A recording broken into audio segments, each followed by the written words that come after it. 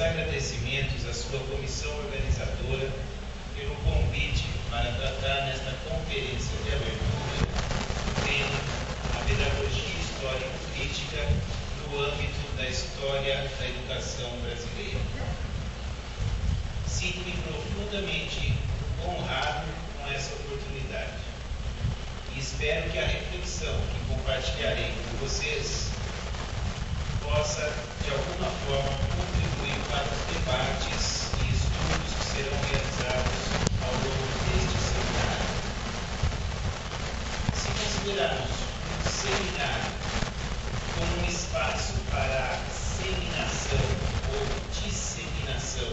de ideias, e se acrescentarmos a isso a consideração de que na história humana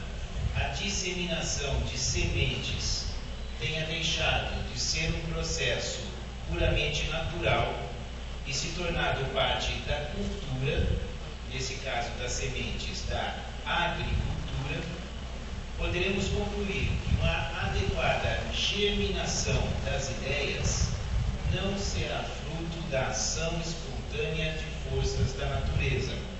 mas de um trabalho de cultivo sistemático. E que pesem os limites dessa analogia, como aliás de qualquer outra, meu desejo é o de que as ideias que aqui trago possam se incorporar de maneira fértil ao trabalho de cultivo coletivo de ideias que será realizado ao longo destes dias. Vejo-me obrigado, porém, a admitir desde o princípio que o tratamento que aqui dispensarei à pedagogia histórico-crítica talvez não atenda inteiramente às expectativas suscitadas pelo título da conferência. Isso porque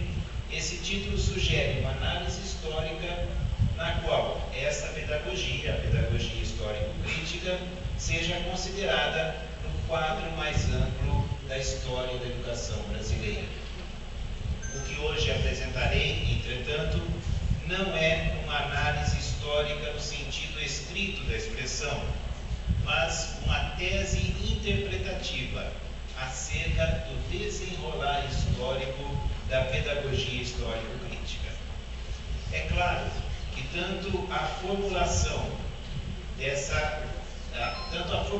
como a sustentação dessa tese,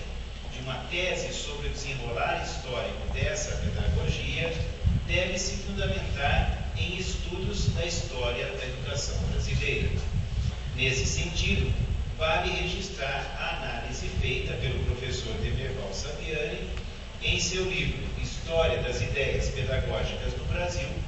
que situa a pedagogia histórico-crítica no campo das concepções e das práticas contra-hegemônicas que tiveram suas primeiras manifestações no século XIX e se fizeram presentes em vários momentos do século XX em distintas formas. A análise da pedagogia histórico-crítica no âmbito da história da educação brasileira requer, portanto, a caracterização de sua especificidade, a especificidade dessa pedagogia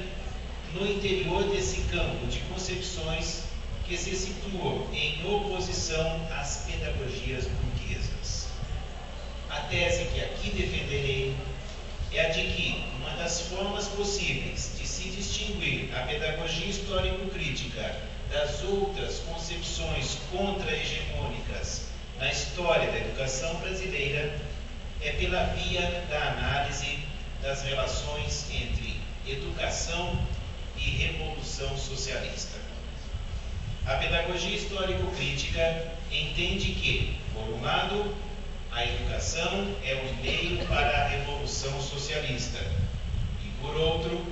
a revolução socialista é um meio para a plena efetivação do trabalho educativo.